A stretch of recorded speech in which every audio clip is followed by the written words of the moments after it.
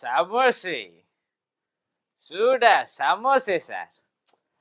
என்ன இப்போ ஒரே கூட்டமா இருக்குது. கிறிஸ்துமஸ் பண்டிகை வந்துருச்சு போல. சமோசாலாம் வித்து தள்ளிடலாம். அதுக்கு முன்னாடி நம்ம அண்ணன் ஒருத்தர் இன்னைக்கு கூட்டம் போட்டுக்கிறா. அப்படி சமத்துவ கிறிஸ்துமஸ் கொண்டாடுறாங்களாம். இதுக்கு மட்டும் கத்துதாடா இந்த கவுலின்ற மாதிரி இருக்கும் பல பேருக்கு. என்ன கதைன்னா பாத்துங்க, எனக்கு தெரிஞ்ச ஒரு ஃப்ரெண்டுங்க. இந்த ஃப்ரெண்டு இந்த அமெரிக்கா கம்பெனில போய் இங்க இந்தியாவில இருக்குதுங்களா, அதுல வேலை செய்யறாரு. பன்னாட்டு கம்பெனின்னு சொல்லுவாங்க. நம்ம நாட்டுல சுதந்திர தினம்னு வச்சுக்கீங்களா, அவருக்கு லீவு கொடுக்க மாட்டாங்க. ஆனா அவங்க ஊர் லீவுக்கெல்லாம் இங்க லீவா இருக்கும்.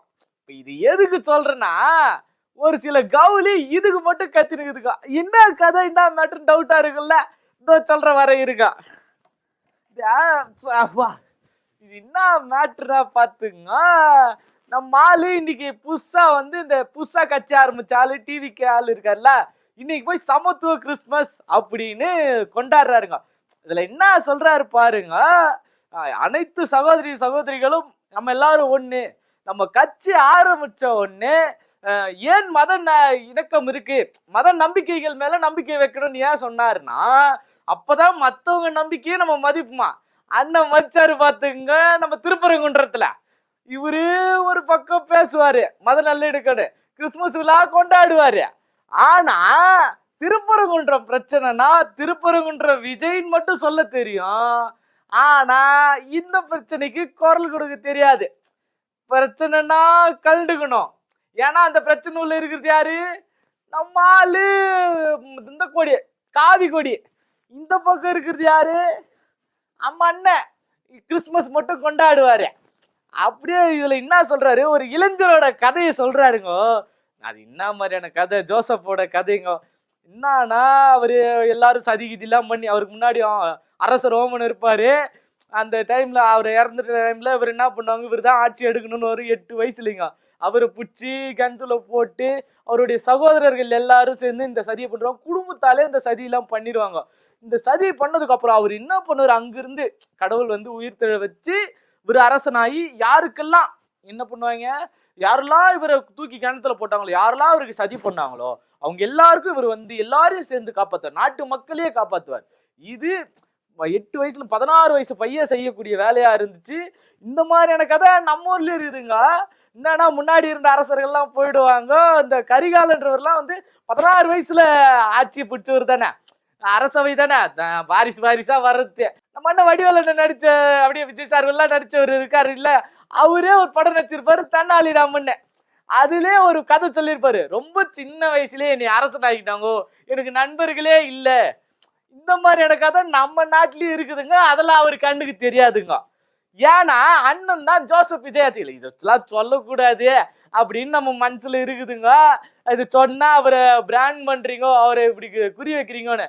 ஆனா அவர் நடந்துக்கிறது அப்படி இருக்குதா இல்லையா, நம்ம சொல்லி ஆகணும் இல்லையா. இப்ப இங்க இன்னும் விஜய் என்னன்னா மேட்டர்லாம் சொல்றாருன்றதை கவனிச்சுங்க. மத நம்பிக்கையை காப்பாத்தணும் அப்படின்னு சொல்றாரு.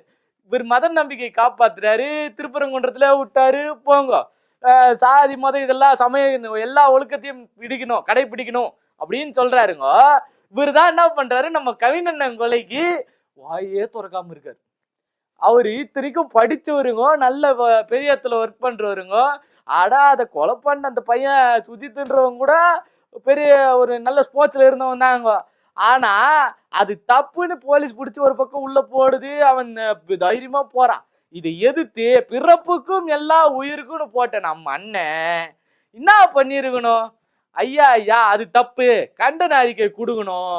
ஆனா அது டிஎம்கே ஆட்சியில் நடந்துச்சு அப்படின்னு சொல்லியாச்சு நீ ஏதாச்சும் பண்ணிருக்கணும்ல. ஆனா நீ அதையும் பண்ண மாட்ட, எதுக்கும் குரலும் கொடுக்க மாட்ட. சரி, இது பக்கம் போட்டோம். ஆனா கடவுள் நம்பிக்கை இருக்குதுன்னு சொல்லுவாரு. ஈவேரா இவருடைய கொள்கை தலைவர். எப்படி கடவுள் நம்பிக்கை எதுக்காக இருக்கக்கூடாதுன்னு சொன்னாரு? கடவுள் வந்து கல்லு, கடவுள் நம்புறவன் முட்டாளுன்னு சொன்னதுக்கு காரணம் என்ன? ஈவேரா. இன்னும் இந்த மாதிரியான திருப்பரங்குன்ற மேட்ரு, கவின் கொலை மேட்ரு, இந்த மாதிரியான மேட்ருக்கெல்லாம் எதிர்த்து நீ பேசணும். அதனால தான் நம்ம பெரியாரு அப்பயே சொன்னாருங்க, அந்த மத நம்பிக்கையை ஒழிச்சு போடு. நீ சாதியை கடைபிடிக்கிறியா, அது கடவுள் சொன்னதுன்னு சொல்றியா, அப்ப கடவுளே கிடையாது போ அப்படின்னு சொன்னவருங்க நம்ம பெரியார். அவரை கொள்கை தலைவரா வச்சுக்கின்னு மத பிரச்சனைக்கும் குரல் கொடுக்க மாட்டேன், காதி பிரச்சனைக்கும் குரல் கொடுக்க மாட்டோம். ஆணும் கொலையே நடந்தாலும் வச்சுக்கா கப்பு சிப்புன்னு இருப்பான்னு இருக்கிறாருங்க நம்ம அண்ணனுங்க, விஜய் அண்ணனுங்க. ஆனா இன்னைக்கு மட்டும் வந்து மகாபலிபுரத்துல போய் நடத்துறாருங்க. அதுல ஒண்ணு குறிப்பா சொல்றாருங்க, நமக்கென ஒரு ஒலி வரும், அந்த ஒலி நம்மள வழி நடத்துன்றாருங்க. இந்த ஒலி வழி நடத்துது, நீ என்னைக்குன்னா உன் தொண்டர்களை வழி நடத்துக்கிறியா அப்படின்னு நான் கேட்கலீங்க. ஊர்ல இருக்கிறவங்க கேட்டாங்க, நான் கேட்டு நினைச்சு போச்சு. அப்புறம் உங்க ரசிகர்கள்லாம் நம்ம வீட்டு வேண்ட வந்து நின்றாதீங்க சொல்றேன். ஏன்னா ஏகப்பட்ட பேர் பாதிக்கப்படுறாங்களா. இதுல அண்ணன் பாத்துங்க முக்கியமான ஒரு மேட்ரு சொல்றாருங்க. ஒலி வந்து ஒலி நடத்துன்னு சொன்னார் இல்லைங்களா. இதுல அனைவரும் சகோதரர்கள்னு ஒரு வார்த்தை சொல்றாருங்க. எல்லா சகோதரர்களும் தோழர்களும் தோழிகளும் என் நெஞ்சில் குடியிருக்கும்.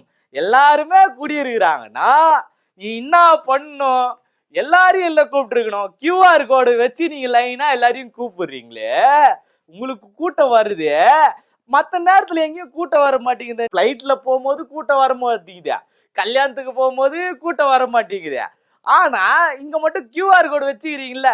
இந்த QR கோடை பயன்படுத்துறதுலாம் யாருன்னு பாத்துக்கோ. கையில ஒரு மொபைல் இருக்கும்.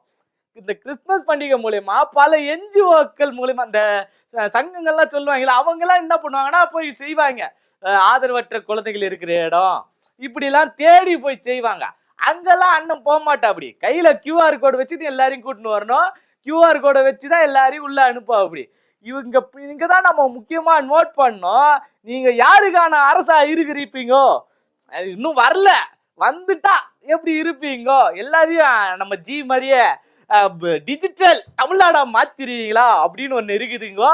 நீங்க ஜாகிரதையா இருக்கணும். எல்லாரும் சகோதர சகோதரி சொல்றீங்களே, இதெல்லாம் நாங்க சின்ன வயசுலயே சொல்லிட்டோம். Indians are my brothers and சிஸ்டர்னு நாங்க உறுதிமொழியை எடுத்துருக்கிறோங்க. ஆனா அப்படி யாரும் பாக்குறது இல்லைங்க. போங்க, இந்த எல்லாரையும் சகோதர சகோதரி சொன்னீங்க அப்படின்னா நீங்க இந்த பிரச்சனைக்கெல்லாம் குரல் குத்துருக்கணும்.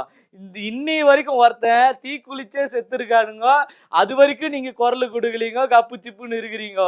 ஆனா உங்க கட்சி உள்ளே நடக்கிற உள்பூசலுக்கும் நீங்க கண்டுக்க மாட்டீங்க. ஆனா வெற்றி மட்டும் நிச்சயம், எந்த விதத்திலையும் கான்பிடென்ட்டை விட்டுறாதீங்க. 100% கன்ஃபர்மேஷன் சொல்றீங்க அப்படின்னா எதன் அடிப்படையில சொல்றீங்க, யாரோட பின்னணியில இருந்து சொல்றீங்கன்னு ஒரு பெரிய டவுட் இருக்குதுங்க. இந்த கவுளி இதுக்கு மட்டும்தான் கத்துமா இல்ல வேற எதுக்குதான் கத்துமான்னு பெரிய சந்தேகத்துல இருக்கிறவங்க. ஏன் கூட்டணி வேற சொல்லிருக்கிறீங்க, இதை வச்சு யாரு கூட கூட்டணி நடத்த போறீங்க, என்ன கதை, என்ன மேட்ரு, இதை வச்சு யாரெல்லாம் ஏமாத்த போறீங்க அப்படின்னு பெரிய சந்தேகத்தோடய ஆவலோடய காத்துக்கின்னு இருக்கிற நானு உங்க சமோசா வியாபாரிங்க வரட்டா. கூட்டத்துல வாங்கிக்கலையோ சமோசே, ஓடிவாமா சூடா சமோசை, எண்ணெயில பொறிச்ச சமோசை, சுத்தி எல்லாரும் உங்களை பொறிச்சுக்கிட்டு இருக்காங்க சமோசை. நான் சொன்ன கதைக்கு இதுக்கு ரிலேட் ஆகுதா சமோசே?